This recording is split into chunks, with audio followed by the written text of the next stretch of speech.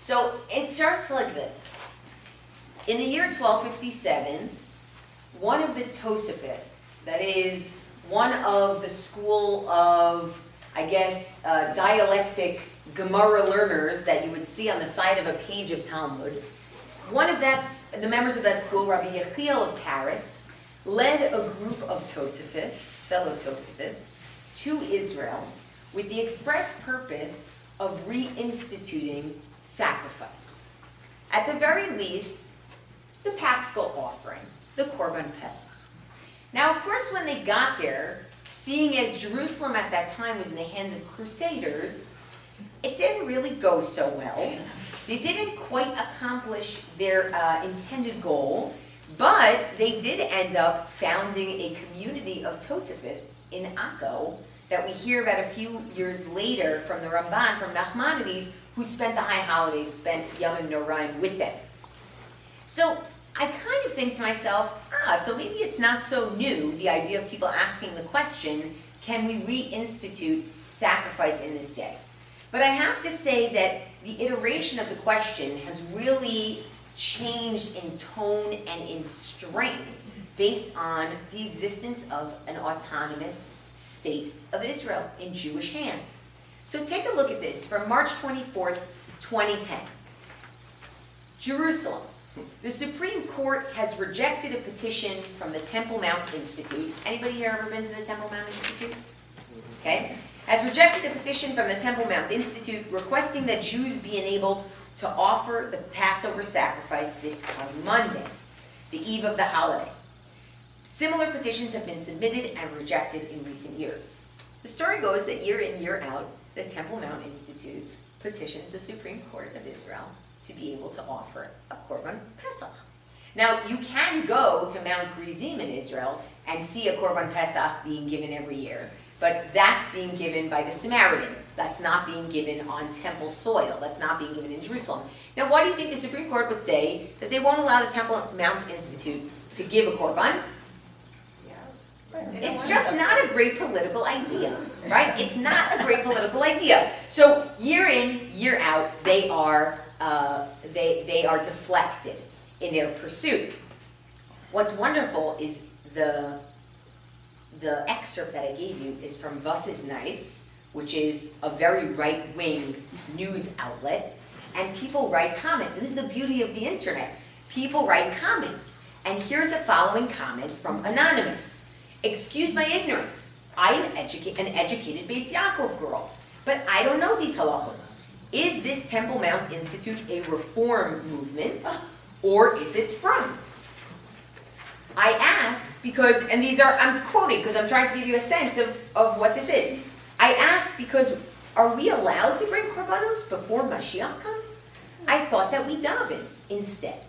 So there's a lot of fascinating stuff in that comment. First of all, the suggestion that by definition, someone who would want to do korbanot would have to be someone going against tradition is a fascinating suggestion, given that anybody who knows anything about the Reform movement knows that there is no reference to korbanot in Reform liturgy. It's not in the Siddur. It's been taken out of the Siddur. So there is a lot of assumption here that's sort of based on clearly never having come into contact in any kind of real way, but also this notion of, are we really allowed to bring korbanot before Mashiach comes?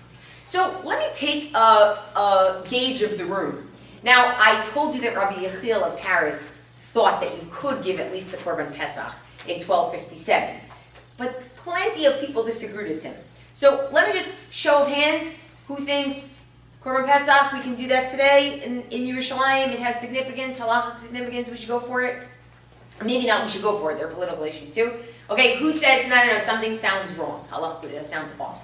Oh wow, many more say that it sounds off. So somebody who thinks that it sounds off, give me a reason why, please. And we're all going to be friends here. We're here for a while. Yes, your name? Adam left. The question would be the issue of being tamei. Are you not allowed, if you're tamei, can you not bring the korban? So we're very bothered. We don't have a red heifer, although if you remember in the Jewish week several years ago, now it's like 10 years ago, that they thought they found a red heifer and then they found out that something was wrong because they really had two black hairs and that was a problem. But we don't have a red heifer, so anybody who's ever walked into a cemetery or ever walked under a tree that's in a cemetery that's overhead, right? What do you mean? You're tamei. You're tamei. You're ritually contaminated. You can't give that korban. Okay? We'll get back to that. Let's hear other suggestions. My name is Alan Greenberg. Alan. And I share the views of the Beis Yaakov girl. She hasn't come. You're quoting Anonymous, right? You and Anonymous agree. Mashiach hasn't come. What business do you have doing that? Any other objections? There's no base of Mikdash. What's your name? Jerry Weinberg. Thanks, Jerry. There's no base of Mikdash. Meaning, what do you mean? You're going to give what are you going to do? You're going to build Where are you going to do the... an altar in the middle of Har Habayit? Doesn't there need to be a structure? Okay, great segue to our first source, unless somebody else has something to say to object. The apps don't let us up there nowadays. You can't even Right, well, go near there. this is a purely theoretical question, right? Theoretical. Purely theoretical question. Okay. Purely theoretical. So we're going to choose. He likes to speak in theoreticals. So take a look at this number 1, okay? The Gemara in Megillah, 10a. Amar Rabbi Eliezer, Shamati kishayu bomin behechal, osim klaim lahechal, uklaim laazara. He says, I heard, Rabbi Eliezer said, that when they were building in the Heichal, in the Beit HaMikdash, they would make curtains for the sanctuary, and they would make curtains around the temple court. Ela shebeheichal bonin mi bachutz, uba'azara bonin mi bifnim. Sorry for the mistaken underline. But in the Heichal, they would build from the outside. In other words, when they put up curtains, they would put the curtains on the inner perimeter of that area, because we're talking about the holy, not the holy of holies, but we're talking about the holy, right? So they would build it within so that any of the building that they did was outside, so that people who were not allowed to go in that far would be building. But when it came to the larger area, they were able to build from the inside, right? You have to imagine it as sort of like a courtyard style. And the construction workers, you don't want construction workers, no matter who they are, you don't want them doing work day in, day out, inside the holiest of perimeters, but they can in sort of the courtyard area. What's the significance of Rabbi Eliezer saying this, and what Beit HaMikdash is he talking about? Exactly. Right? Take a guess. What if they built walls, they built curtains, what are we talking about? The second one, good. Second Beit HaMikdash. They built walls around what? Don't you build the structure first and then put the vessels inside? What are they building around?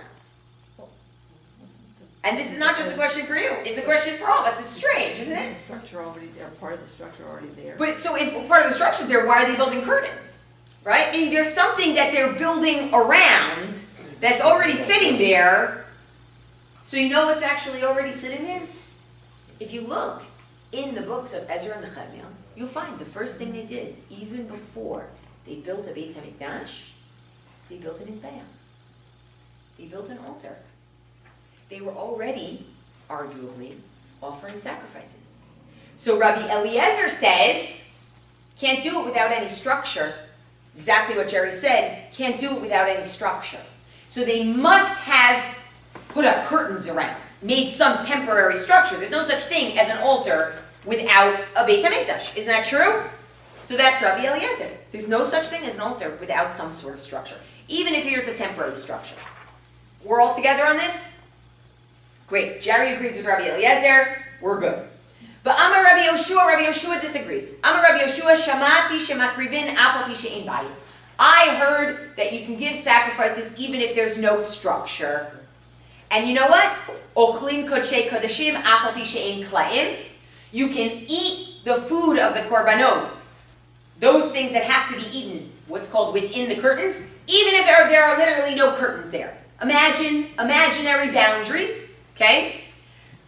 Kodshim kalim umaser sheni af al pi she'ein choma. And if there's no wall of Jerusalem of the old city, you can still eat your secondary tithes, and you can still eat the lighter types of sanctified korbanot. Just imagine where the boundary would end and eat within that boundary. You don't need the physical structure. Why? Mipnei shekedusha rishona kidsha l'sha'ata v'kidsha la'atid lavo. because the original Kedusha of Yerushalayim, specifically of the Temple Mount, was never lost. The original Kedusha in the time of Shlomo is still there, even though there is no structure. Good? Even though there is no structure. Yes? What's your name? Sorry. Simeon Fenster, Hain. Thanks. Are you suggesting that we will not need Shemin HaMishcha to jumpstart the Kedusha when we build Bayis Shlishi? Rabbi Eliezer and Rabbi Yoshua are arguing about that. Right? They're arguing exactly about that. So the Gemara says, that seems to mean that Rabbi Eliezer doesn't think that it's still sanctified. Because otherwise, why does he need you to make some structure? So take a look at that Gemara at the end of the underline. Michlal de Rabbi Eliezer, Savar, sorry for the typo, story of my life, Savar, lo kichalati lavo. Sounds like Rabbi Eliezer, who needs a structure, thinks that without the structure, that Kedusha that we thought was there at the first Beit HaMikdash is gone, so is the Kedusha. Right? So the Gemara says, no, Amarle Ravina le Ravashi. Ravina says to Ravashi, Nimai, why do you think that that necessarily is what Rabbi Eliezer says? Dilma de kule alma kedusha rishona kitcha l'shas and kitcha lati lavo. Maybe according to everybody, the original kedusha is still there. Umar my dishmiele ka'amar. Umar my dishmiele ka'amar. All they're trying to say is what they heard. Rabbi Eliezer is saying, I heard that they built a structure. That doesn't mean that he thinks you need to build a structure. It means they did build a structure. Rabbi Yeshua says, I heard that they gave korbanot without a structure. They're not trying to say, this is what we really think is the only way you can do it. And in fact, maybe they built a structure, according to Rabbi Eliezer, just to keep it private.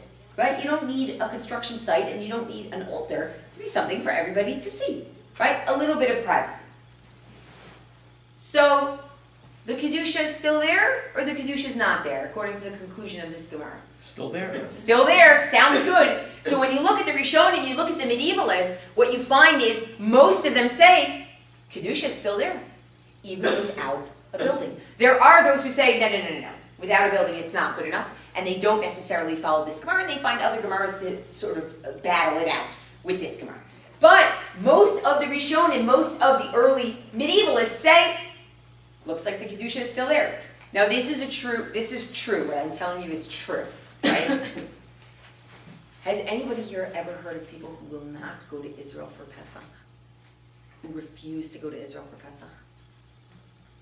Right? People are taking their glasses off. I'm like, I'm not going to Florida, fine. I'm not going to Israel, come on, right? This is true.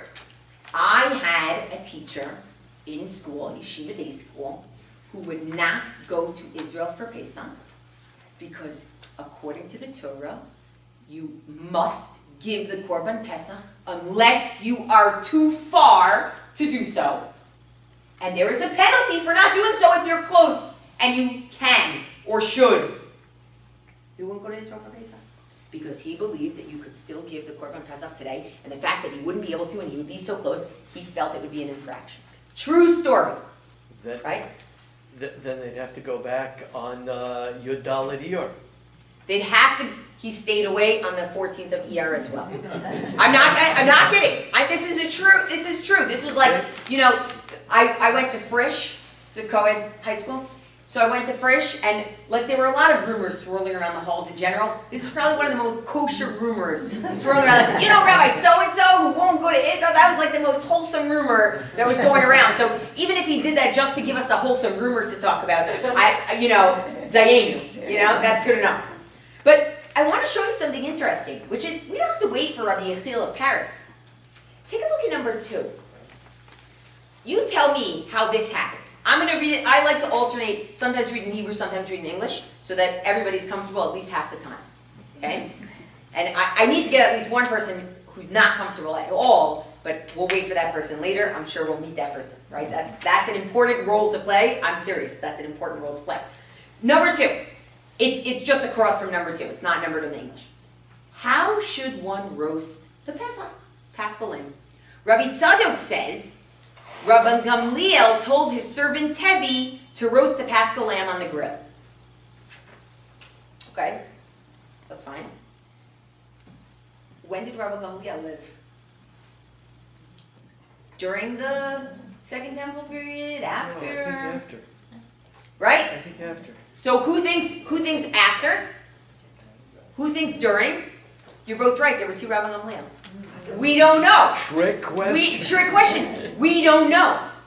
So there were many who were interpreting this Gemara to say, you see, Rabban Gamliel's grandson, Rabban Gamliel, it was after the Beit HaMikdash had fallen, and he was clearly eating the Korban Pesach. He was telling his servant, can you please go roast that for me outside? This is what we're going to do. And then other people say, no, don't be crazy. We're talking about the Rabban Gamliel who lived towards the end of the second Beit HaMikdash. I can tell you, and we'll see towards the end of the Shiur, more people marshal this Gemara in favor of Korban Pesach after the Beit HaMikdash has fallen than the opposite. But that's probably also because, well, we'll see why. Yes? The assumption is that the grill was in the Beis HaMikdash? No, meaning, because remember, the slaughtering had to be done in the Beit HaMikdash, right? But the grill, Oh, the roast. he's going to grill, yeah, he's roasting it in his back. You know, he's having a mangal, a barbecue. He's having a barbecue. Okay, so look at number 3. This is where my teacher in high school, this is where he's coming from on this, okay? Number 3, just the underline, okay? Uvamen nitkadsha, how was the second Beit HaMikdash, how did it receive its Kedusha? B'kedusha rishona shekitsha Shlomo, it was from the original sanctity that Solomon gave it when he built the first Beit HaMikdash, shehu kidesh ha'azara v'Yerushalayim l'sha'atan v'kitshan la'atid lavo. Shlomo HaMelech, by building the first Beit HaMikdash, what he did is he sanctified not just that area where the Mikdash was, but also all of Jerusalem, and that stays forever. That's fascinating. Can you imagine it stays through a destruction of the second Beit HaMikdash to go all the way back to that original? It's a really fascinating, just historical consciousness, just Jewish historical consciousness. So fascinating. Lefichach, therefore, makrivin hakorbanot kulan. We give all sacrifices today. Remember the Rambam, 12th century, okay? We give all sacrifices today, even though there is no structure there, there's no temple. Etc. He goes on, he says, eat them here, eat them there, just imagine where the boundary was. Okay? That's where he's coming from. Now, this is a lovely theoretical idea, and it actually starts to come to practical thinking sometime between 1257 and 2010. And I leave you to guess. Certainly not going to be before the 18th century, but you can imagine that in the 19th century, when Zionism, when religious Zionism is starting to become something that people are talking about, quite controversially, might I add, this discussion of korbanot is going to come up again. Because how do you envision a state of Israel? Right? I'm a religious Zionist. I'm a secular Zionist, okay? I'm a secular Zionist living in the 1800s. How do I envision the state of Israel? Sure, I envision the state of Israel as a place for really wonderful culture and maybe some Jewish values and prophetic values of being good to the world and maybe look like another European country. But if I'm a religious Zionist, then I need to answer the following question, which is, so you're going to move there, is it going to be a theocracy? You're going to create a state that's based on Torah law? Is that how it's going to go? Are you going to try to rebuild the Beit HaMikdash? Are you going to try to give korbanot? I mean, this actually becomes a significant conversation and discussion when religious Zionism is starting to explode. God bless you. Right? When religious Zionism is starting to explode. Now, what's great about this is that it looks very innocent on its surface. Oh yeah, I'm a religious Zionist. I need to figure out, do I want to give a korban, do I not? There is so much polemic going on behind the curtain here. And that's what I want to talk about tonight. I want to talk about how polemic informs the way that, I guess, trends happen in Jewish thinking, okay? How polemic informs. So I want to show you a tshuva by the Chatam Sofer, okay? And it's interesting to see in number 4, and this tshuva is in 1836, and I put that in here for a reason. He's writing to someone in particular And let's see if anybody knows who he's writing to. Okay, if you look at number 4, the Chatam Sofer, Rabbi Moshe Sofer, Morenu Harav Akiva, Nero Yair, Av Beitin Kilak Dosha Pozna. Our teacher, the Rabbi Akiva, whose light should shine bright, who is the head of the court in the holy city of Posen. Does anybody know an Akiva, or Rabbi Akiva, who was connected to the Chatam Sofer somehow? Yes. How was Rabbi Akiva Eger connected to the Chatam Sofer? So, counterintuitive, right? Counterintuitive. Take a look. Yikrat Kodsho Higiani. The precious letter of His Holiness has come to me. Uma shekatav mori v'chami. What my father-in-law, my teacher. Wait. Rabbi Akiva Eger sent a question to his son-in-law? That's so weird. He's very bright. He's very bright. But, I don't know, I think that bucks all the in-law jokes in the world, right? Meaning he was willing to send to his son-in-law. That's huge. Right? What, excuse me, why would you, right? The lovely couple right here, in the glasses with the blue and white shirt, okay? The two of them. If you had to send something, what would make you send something to your kids-in-law as opposed to answering it yourself? Anything to do I know, I'm with putting you on the years. spot. You don't have to give me like a specific topic, right? Be like, well, actually, we're having this fight about da-da-da. Right, you don't have to give me To passively advise. passively advise. You know what else? If somebody called you with a question and you didn't want to answer it, and you needed to pass the buck to somebody, oh, you know, I got this. They're not going to say no to their in-laws, right? They're not. I mean, they'll say no while you're not listening, but then on the phone they're going to say yes, right? This is what happens. Rabbi Akiva Eger got a question from somebody, and he passed it along to his son-in-law because he didn't want to answer it. Okay? Because he didn't want to answer it. And we're going to find out who that somebody was who wrote to him that he didn't want to answer. Okay? Let's just see what the Chatam Sofer is even writing about. Okay? Let's just see what the Chatam Sofer is even writing about. Right? It would be great if he was talking about like the price of tea in China and you go, why are you even bringing this? But take a look. This is what my master, my father-in-law, right? Hagaon Nero Yair. This is the first line in the underline. The genius whose light should burn bright. Livakesh misarei Yerushalayim. You were asking me about the question of asking the officers of Jerusalem, right? And that's going to mean people who are not Jewish. Litain rishut lahakriv. Okay, says, you know, that question that you asked me, are we going to ask them to let us use the space to give a korban? Says hu kapdan gadol. Says actually that's pretty stubborn. Ki hahu amar leval yikrav sham mi she'eno mi amunat Yishmael. Pardon the typo. Says because you got to know that non-Muslims are not allowed to sacrifice up there. You're not going to be allowed to sacrifice up there. Whoever asked you this question is very stubborn. Okay? So whoever asked Rabbi Akiva Eger this question is very stubborn. And we're going to find out who he is. Kisham nivneh beit avodah shalhem, because that's where their house of worship is. So he explains this is a purely theoretical responsum that I'm sending you. Okay? You're not, whatever I tell you, says the Chatam Sofer, you're not going to be able to act on it because no non-Muslim is allowed to give a sacrifice up there right now, politically. Okay? According to law.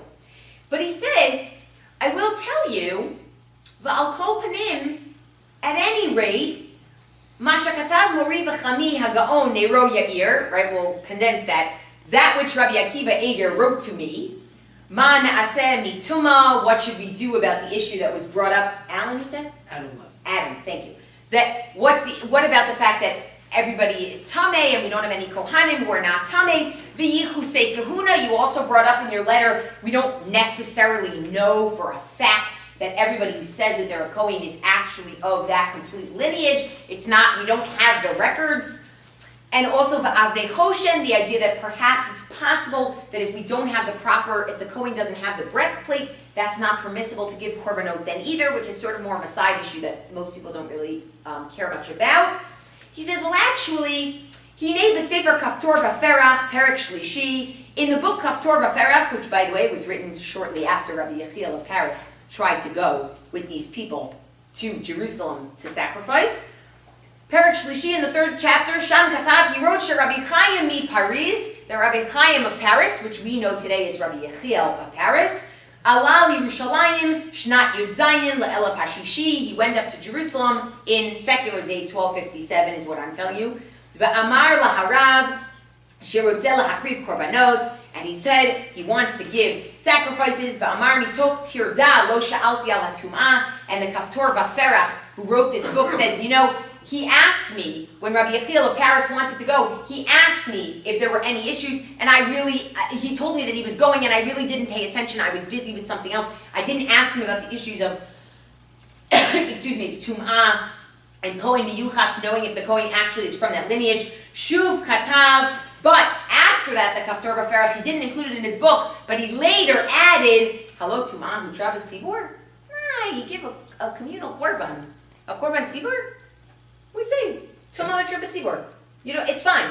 A Kohen who's Tameh can actually give that korban if it's necessary because it's for the community. It's fine. Fact, right? Is this a shock to anybody? You can raise your hand if it's a shock. It's not a shock to you. Perfect. Okay? Meaning, Tumah Tribut Tzibur, what are you talking about? Okay? Kohen Miyuchas, the thing about lineage, he didn't really say much about it, but, you know, Rav Yaakov Emden says it's okay, da-da-da. So the Chatam Sofer basically says, I want you to know that whoever's asking you this question is incredibly stubborn. At the same time, theoretically speaking, if it would be allowed by the government, you could do it. Halachically, you could do it. Now I want to know, the Chatam Sofer, what's his story? What's his polemic?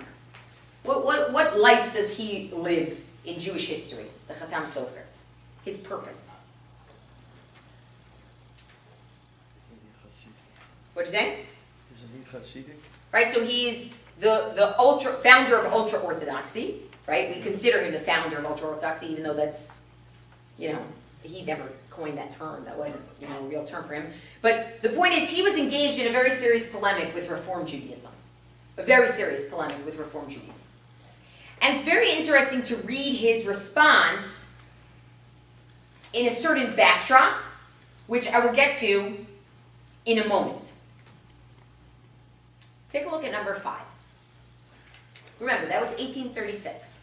I want you to know, by the way, the Chatam Sofer's response was not published until 1842 by a student of his. Okay? And we'll get back to why that was. It was not published until 1842 by a student of his. Take a look at number 5. The Shut B'nai Tzion, Rabbi Jacob Ettlinger. And I said I'd do Hebrew English, so we'll do Hebrew English. Okay? So this is written in Hamburg. And he's writing to Rabbi Tzvi Hirsch Kalischer.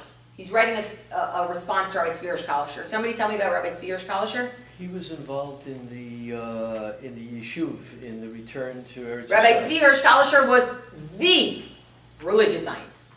Okay? He was the religious Zionist and messianic in his thought process, right? Mashiach doesn't bring us, we bring Mashiach. Okay? You have to go. Yes? Are you going to tell us who the previous Shiloh was at? Oh, yeah. Oh, yeah. We'll get there. Oh, yeah. So Rabbi Ettlinger, this is, by the way, take a look at when this is. This is 1862, okay? 1862. And who is he writing to? Rabbi Tzvi Hirsch Kalischer. Right? He's writing to Rabbi Tzvi Hirsch Kalischer. Let's take a look regarding what his Torah eminence wrote in his precious book, that there is an obligation on all Jews to try even today, before the Messianic age, to sacrifice in the place of the temple by building an altar, as they sacrificed in the times of Ezra before the second temple was built, as learned at the end of Eduyot, that tractate, and he wanted me in his kindness to express my opinion on this, okay? 1862, Rabbi Jacob Ettlinger, he's writing to Rabbi Tzvi Hirsch Kalischer saying, you wrote in your book, not it's permissible, you must This is an obligation. Jews should go to Israel and try to sacrifice if they can. Why would Rabbi Tzvi Hirsch Kalischer say it is an obligation today? Jews must go to Israel and sacrifice. Bring the Mashiach. Go build the Beit Hamikdash. So Rabbi Ettlinger says, even if you sacrifice in the place of the temple after it is destroyed, for which there is no prohibition of sacrificing outside of the temple, meaning it's not prohibited, certainly it's not prohibited, because the original sanctity remains, right? We saw that Gemara. That was our original Gemara. And walls are not required. We saw that as well. Still, I shall not smell your fragrance. Rabbi Ettlinger is fascinated, sort of the mirror of the Chatam Sofer, because the Chatam Sofer says, theoretically, this is great, but you can't really do it today, so great. I give you a check. You can do it, but you physically cannot do it. It's not going to happen. And here he says, well, you're allowed to do it, but really, I shall not smell your fragrance. Frowned upon. Why? Look at the pasuk in number 6. I shall not smell your fragrance. V'natati, and this is unfortunate, this is from the Tochacha in the Chukotai, the list of curses if we do wrong, the list of blessings if we do right. V'natati et arechem chorba. I will make your cities desolate. V'hashimoti et mikdeshechem. And I will desolate your sacred places. V'lo ariach bereach michochachem. And I will not smell your fragrances. What does that mean?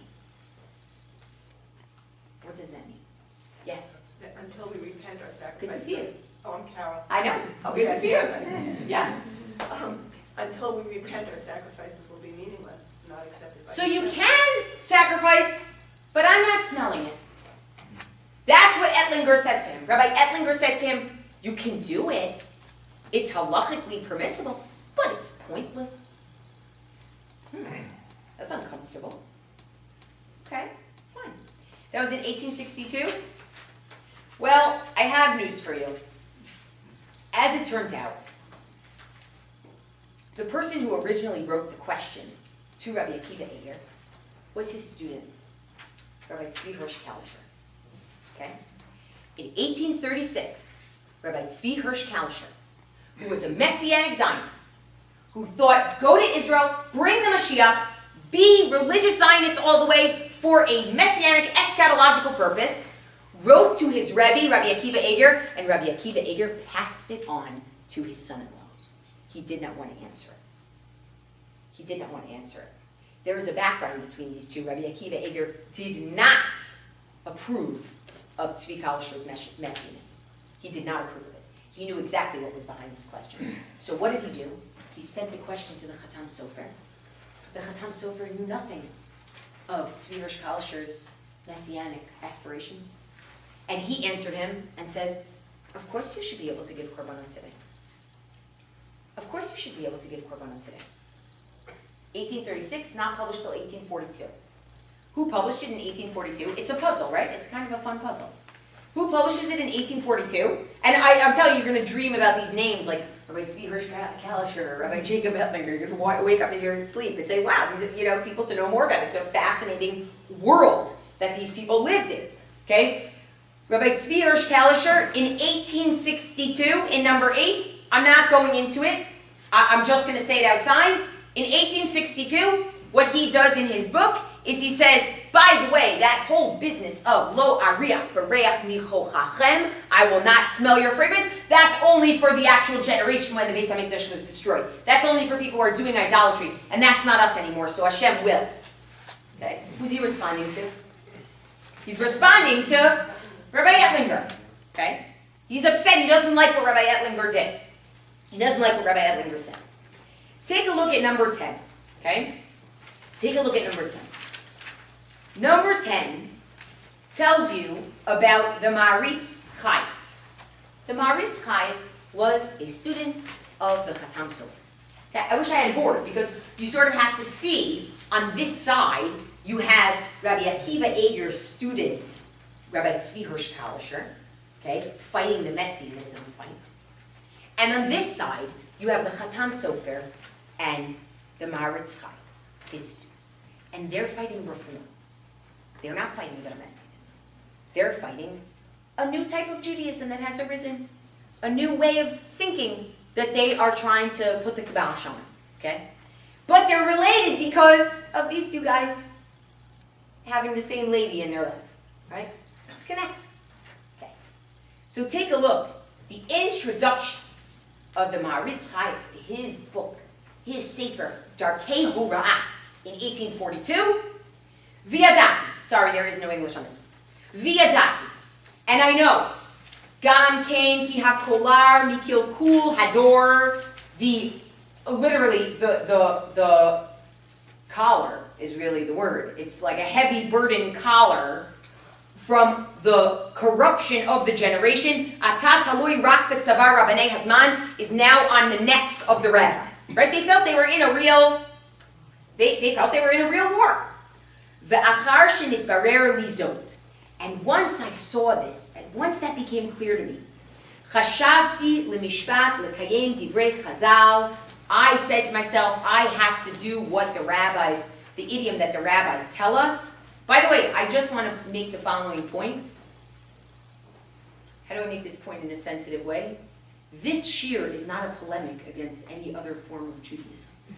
This is a historical shiur designed to bring up interesting issues of how thoughts get made. Please do not make the mistake that, God forbid, I am involved in any polemic. That is not the way I lead my life. Okay? I just want to be very clear about that because people could walk away with a misimpression. But at the same time, I respect that that is a part of our heritage. Okay? And even today, among many, it is a part of our heritage. But that's not me. I'm not a polemicist. And that's very important for me to say out here. Okay? So, he says, I want to do what Chazal say, Uvmakom she'ein anashim yishtadel liot ish. If there's nobody out there to do it, you do it. Okay? Umipnei zeh, and therefore natati el libi me'az, I have decided from then that Lotzi sifrei Torah nevi'im, asher kol inyano mitasek laharot ha'ikarim b'Torah shebichtav she'ba'al peh. He says, the whole point of the books that I'm going to write is to show that the essence, the core of the written Torah and the oral Torah is to show laharot she'atorah hi nitzchit. The Torah is forever. It is eternal. That's the purpose of my book. The lo tishtaneh b'shum pam, and it will never change. Right? You hear the polemic that he's engaged in? It will never change.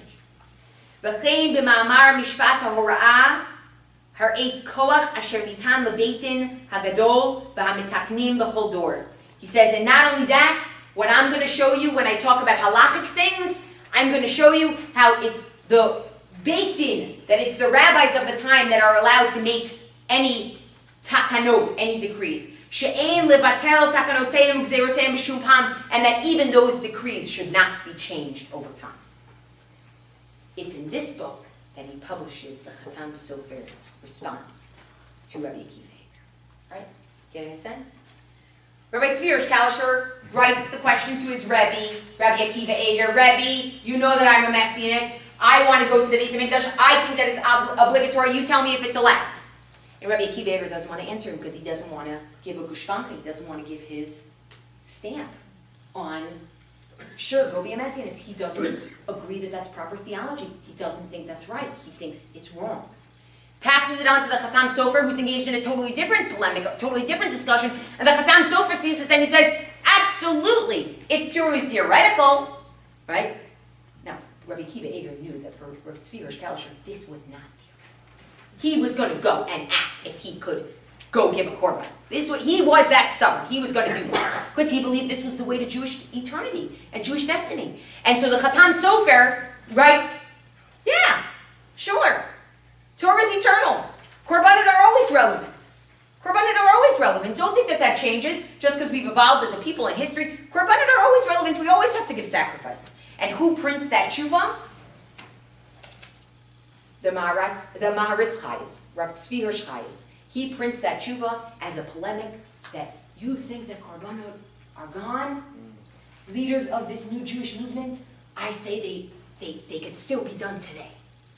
Okay? Part of a polemic. It's fascinating. That's not to say that this is not halachically minded. Of course it's halachically minded. but you have to realize that it takes on significance. Like if you think about where this response and where the question goes in the pile of questions that come to the Chatam Sofer, when he sees a question about Korbanot, it goes to the top of the pile, right? Whereas today, if somebody saw a question about Korbanot, it would go to the bottom of the pile, right? That's the point. It went to the top of the pile. So he publishes this in 1842. What was so exciting about 1842 that made the Maritz Chayes think, I need to publish what my Rebbe said about Korbanot? Well, in 1841, the first Reform Siddur was published in Hamburg, and it had taken out references to sacrifice. There was a big discussion back and forth, big debate back and forth. The Maritz Chayes, as part of his Sefer, endeavored to show that Korbanot had continued after the Beit HaMikdash had fallen. Example, Rabbi Gamliel. Example, Rabbi Yechiel of Paris. And then what happens? Jewish scholars who are involved with what's called Wissenschaft, thinking, science of Judaism, essentially what's done in academia these days. They want to look at the historical truth. Was it or wasn't it? Were Korbanot really good? And they start writing, no, you're wrong. Historically, that's not true. That's not the Rabbi Gamliel we're talking about. It's not the Rabbi Gamliel after the Beit HaMikdash, it's the Rabbi Gamliel for the Beit HaMikdash. So it becomes this whole polemic and discussion. Did they actually do Korbanot after the Beit HaMikdash fell, or they didn't? Right? Back and forth. And then it becomes a discussion of, well, it's not just happenstance that Korbanot aren't around anymore. It's, we've evolved. Right? It's fascinating. This is the debate. What's going on? This is the debate. And it starts in 1836, and it continues. You see the question again to Rabbi Jacob Ettlinger in 1862. Rabbi Ettlinger tries to put the kibosh. Forget it. No reach nichoach. No. God's not smelling it. Don't do it. It's not worth it. Why? Was he also against reform? Sure.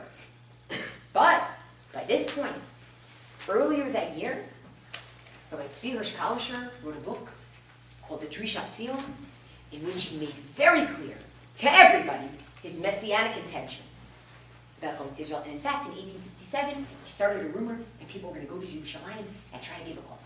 So anybody who had heard about that rumor in 1857, 1862, they see this Drishat Zion, they know it's true. And Rabbi Ettlinger says, no, this messianism has got to stop. No. Okay? Fascinating. There's so much behind these tshuvot. This is not just a question of black and white halakha. It's also a question of what do these movements mean? What does this mean to say you can or you can't? It meant something huge. In the religious Zionist community, it meant, on the one hand, we want it to be a Jewishly infused, Torah-infused place. But on the other hand, maybe there are messianic tendencies here, so it's suspect. On the Reform ultra-Orthodox polemic, it's absolutely, this is the greatest thing that ever happened, right? You want to, as people are writing that Korbanot is unevolved, you want to go in there and do Korbanot. Totally amazing. Totally amazing. This is amazing. Isn't it amazing? I feel like I'm like listening in on a gossip talk between these 5 people. It's unbelievable.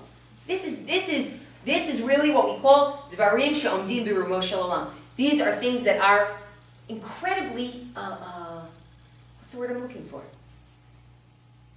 They're sublime. They're talking about the character of the state of Israel.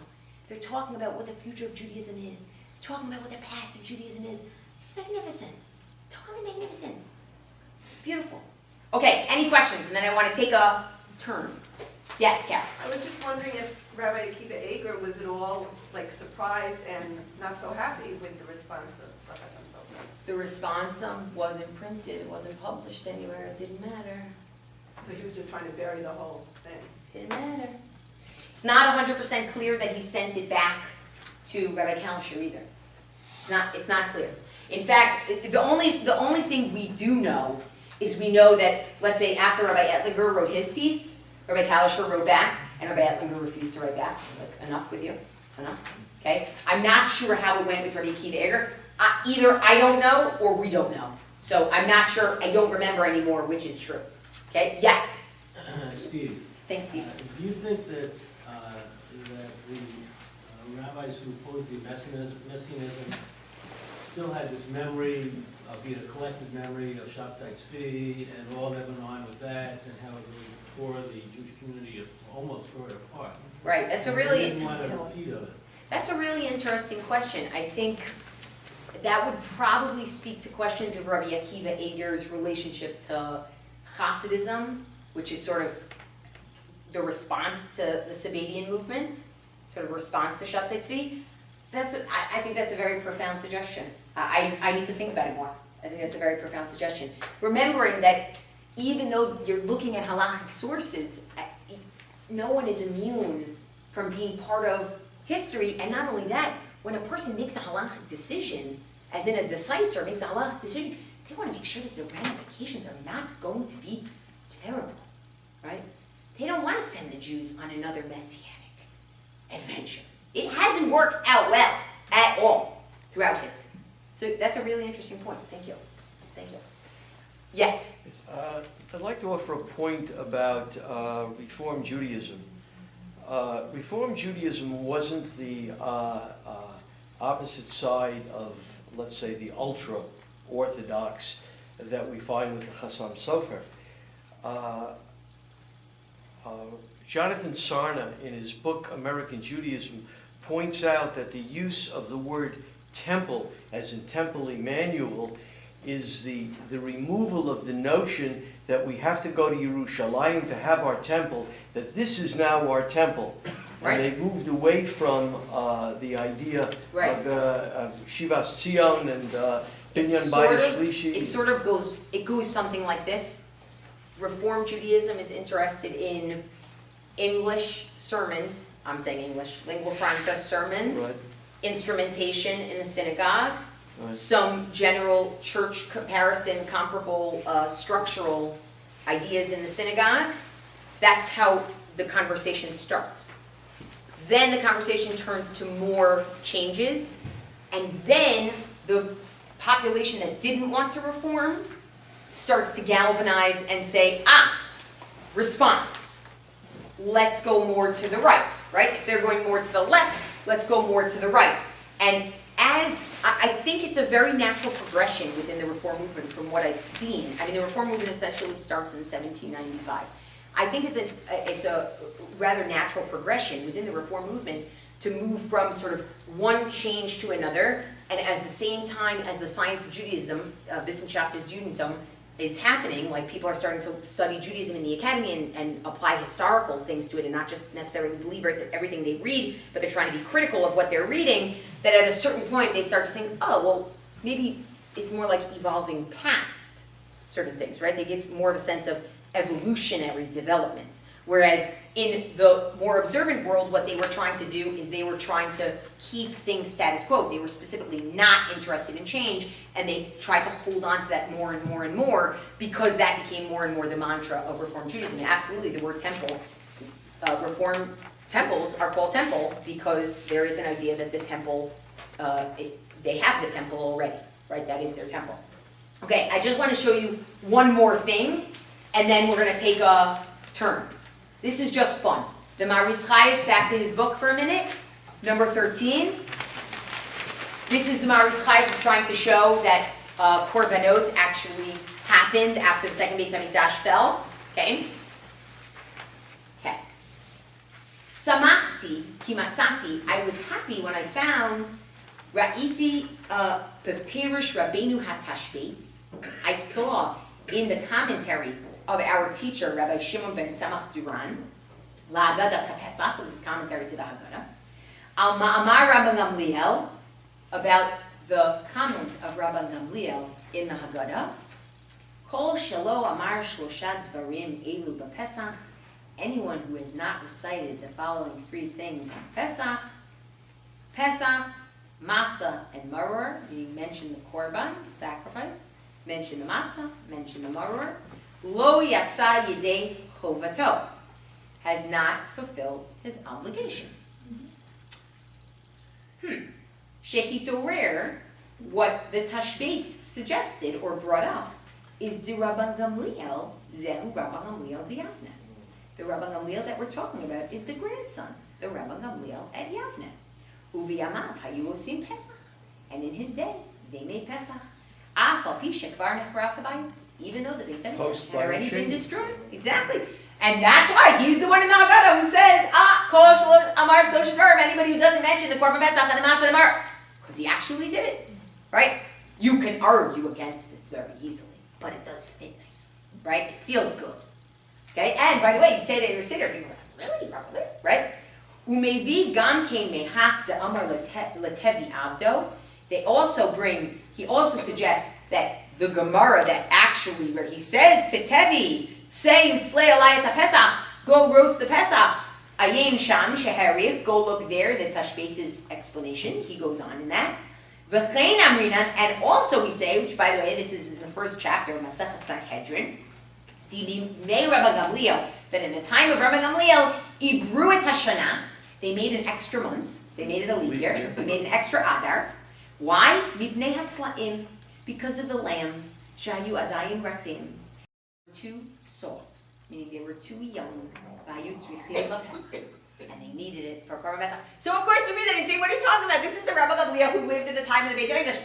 Not the Tashbeitz, right? Not the Maritz Chayis. It's just gorgeous stuff. So I want to I have to show you one more thing, which is number 11.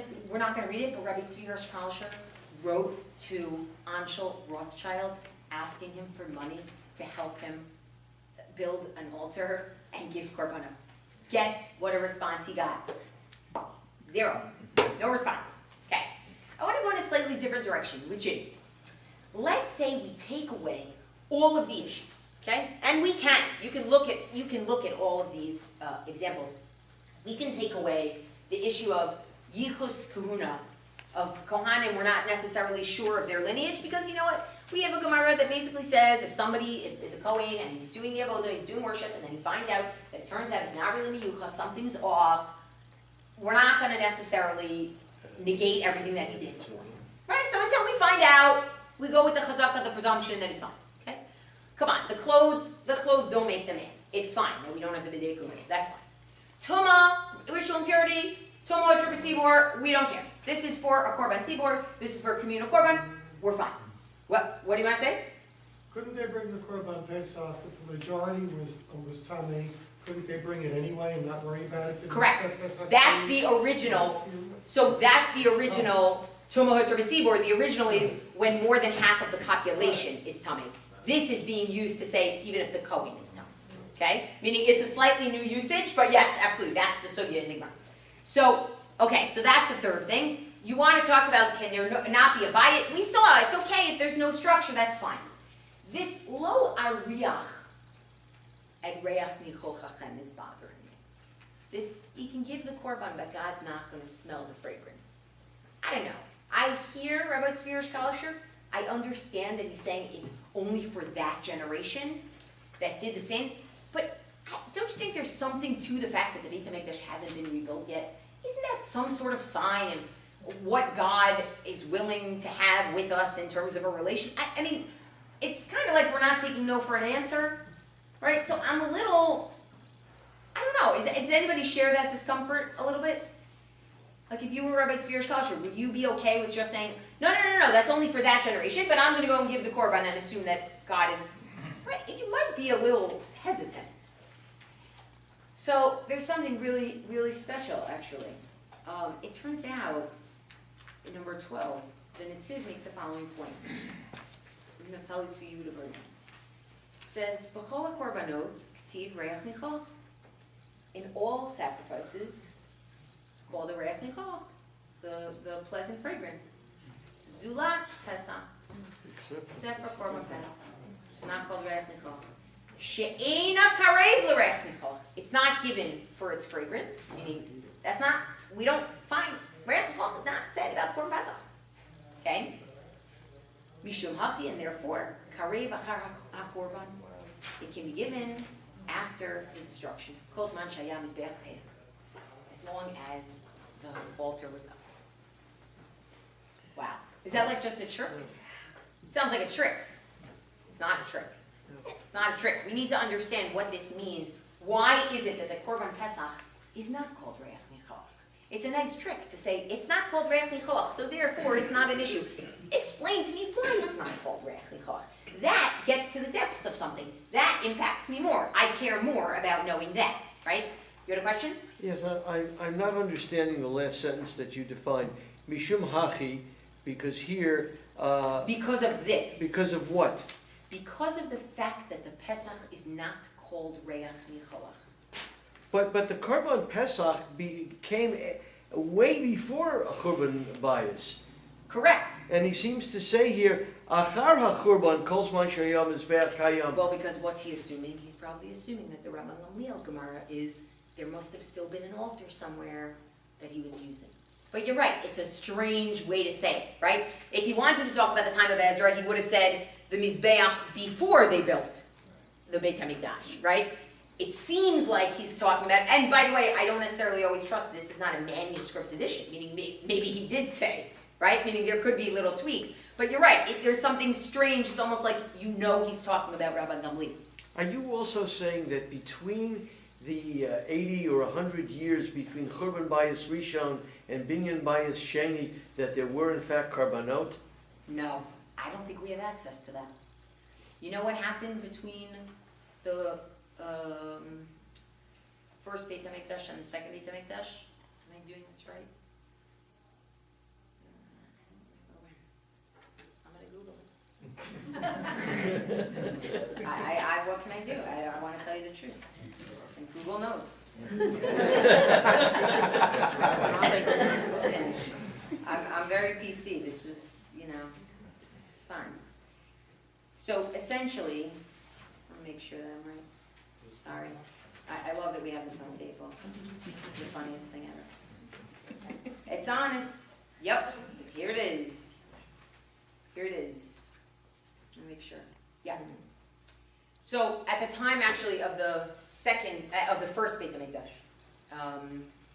basically, as it was going to be destroyed, there were a group of Jews who left to Egypt, and they went to a place called Elephantine. And we have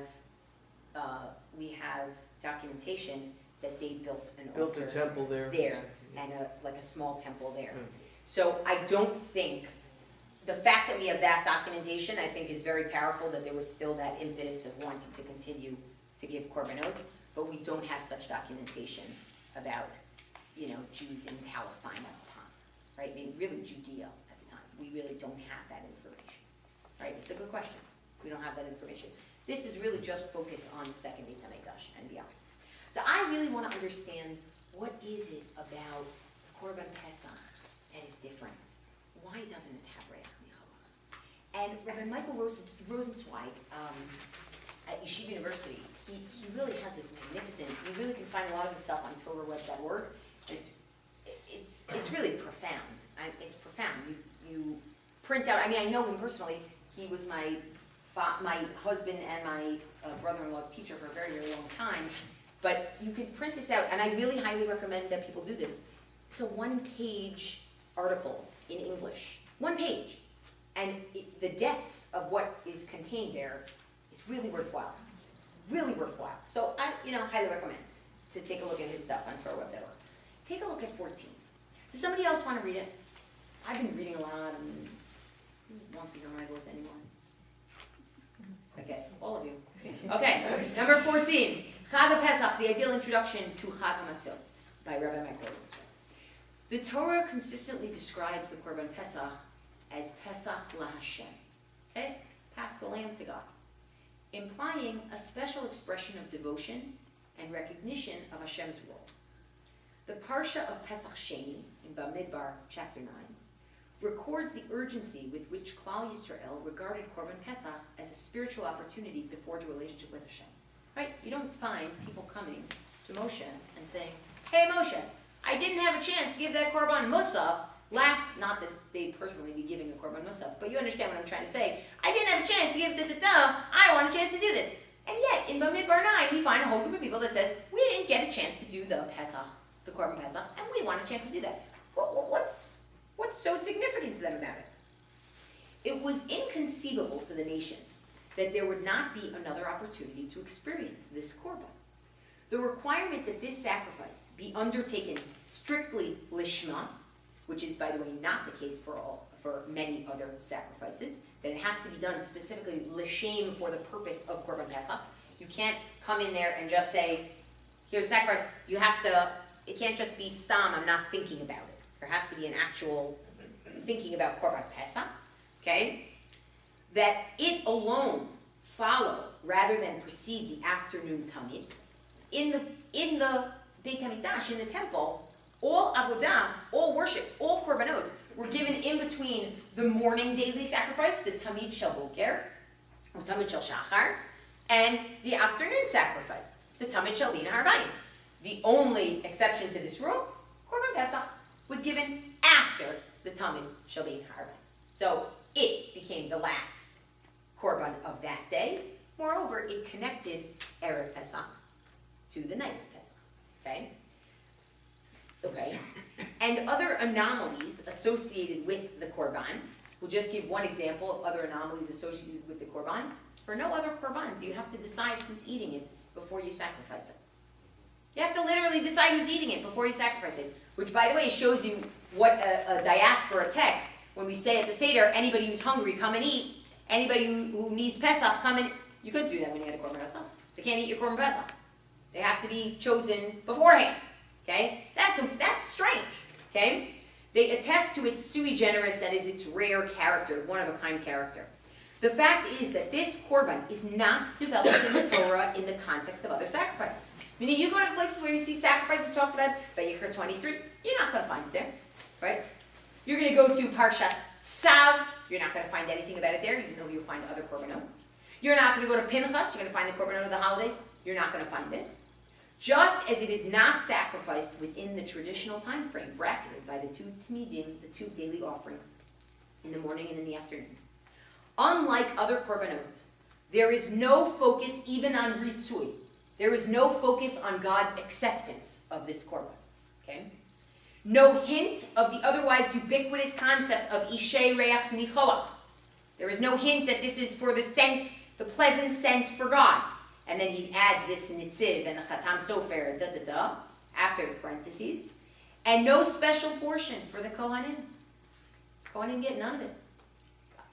What do you mean? Kohen always gets part of a korban that's eaten. I get part of it as the owner of the korban, and he gets part of it. Not with the Korban Pesach. Okay? And Korban Pesach is sometimes formulated as a Korban Tzibur, as a communal offering, though the mitzvah devolves upon each individual and is achieved by means of voluntary groupings, which is also strange. A Korban Tzibur is usually one Korban for everybody. Korban Musaf is a Korban Tzibur, right? Shabbat morning Korban Musaf, Korban Tzibur. The Korban defies classification because its role is unique. And his suggestion is that what the Korban Pesach is about is it's not about God accepting us, it's about us appreciating God. Think about it. Historically, the Jewish people are in Egypt, and what are they told? Show your fealty, show your loyalty to God by taking this animal, slaughtering it, and eating it. It's showing their fealty because they live in a place where lambs are going to be worshipped as divinity, right? And they're showing, no, we do something else. We do something else. And that forever becomes the Korban Pesach. The Korban Pesach is not about God accepting us. We haven't really done much to gain acceptance just yet as a nation, right? It's about us showing our loyalty to God. And that, it's very possible that the lack of calling it a Reach Nicholach is part of the many indications that Korban Pesach is unique in this way, and that even if any other Korban would not be permitted now, because lo ariach bereach nichochachem, I would not, try saying that 5 times fast, I will not smell the fragrance. I'm not interested in your sacrifices. Don't try to placate me. Well, this is not about placating. This is about identity. This is about saying we're with God, God's with us. That's what it is. And if that's the only korban we can give today, then you can see there were many throughout history who said, let's give it. Let's do what we can. No, we can't do that in our homes today. And, like my teacher who wouldn't go to Israel. But I think there's really something to be said here for Pesach and Jewish identity.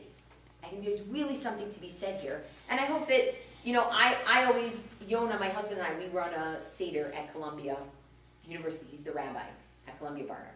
And it's so much fun because we talk about the halachic elements of Pesach, and we talk about the Haggadah, and we tell Divrei Torah. But the greatest thing that happens on that night is that we ask students, tell us about your Jewish identity. Why'd you end up at a Seder? What brings you here? Are you here because you have to be? Are you here because of rote? Are you here because you're inspired? What is that about? And to me, that really is what Seder is about. That's what we're trying to get at with all the learning and all the cleaning and all the eating. It's all supposed to be infused with this notion of identity. And that's why this polemic is still relevant.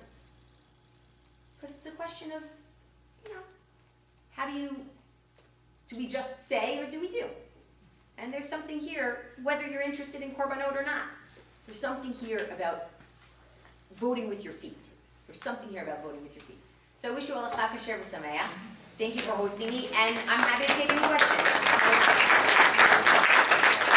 We have about 10 minutes left, so I'm happy if anybody has any questions. Yeah, I think we need a ticket agent now to. We did, right? We're gonna take a mission to Israel. But please, we don't start an international incident, right? Yes. So, is any part of Korban Pesach actually offered on the altar, or is it Korban Pesach just slaughtered in the? No, absolutely. The fats of the Korban Pesach are on the altar, right? There are parts of an animal that are not allowed to be eaten. Right? The fats of the animal are not allowed to be eaten, some of them. Right? So it's a totally anomalous korban. Some of it goes on the Mizbeach, some of it goes to a regular average Jew, and none of it goes to a Kohen. Such a weird, I mean, we never think about it, but it's just right there in front of us. It's just right there in front of us, yeah. You know, before tonight's year, I never realized that we could actually ascend Har HaBayis and make a sacrifice without the benefit of actually having a Bayis Shlishi, just by having, let's say, curtains or the defined space. Or maybe not even, according to the Rambam. Right, maybe not even.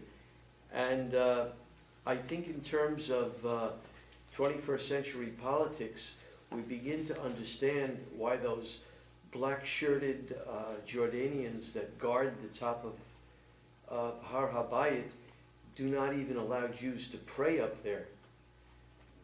I think when you study this, you realize that the possibility of going up there for Korban Pesach, as an example, is a lot closer than I thought before I walked into this room. It exists. I mean, there was another, I didn't even tell you about this, in the 4th century, Jews also tried to reprise korbanot. That was really a lost cause. They were really getting nowhere fast there. But it happened throughout history. It happened throughout history. So who is the Temple Mount Institute? I don't know who's behind it. I mean, I know it as a Teret Kohanim. It's a Teret Kohanim? Yeah. Yeah. Okay. I don't know So who that's a funds fun it, I don't know who their, Sheldon Adelson is, so to speak. You know what I mean? I don't know who it is. I don't know who it is. I'm just referencing somebody I know who's given a lot of money for a cause that he cares about. Any other questions? Okay, so go clean for Pesach. Chag Kasher v'Sameach. Thank you so much. Thank you. So much fun, and Steve, thanks again for inviting me.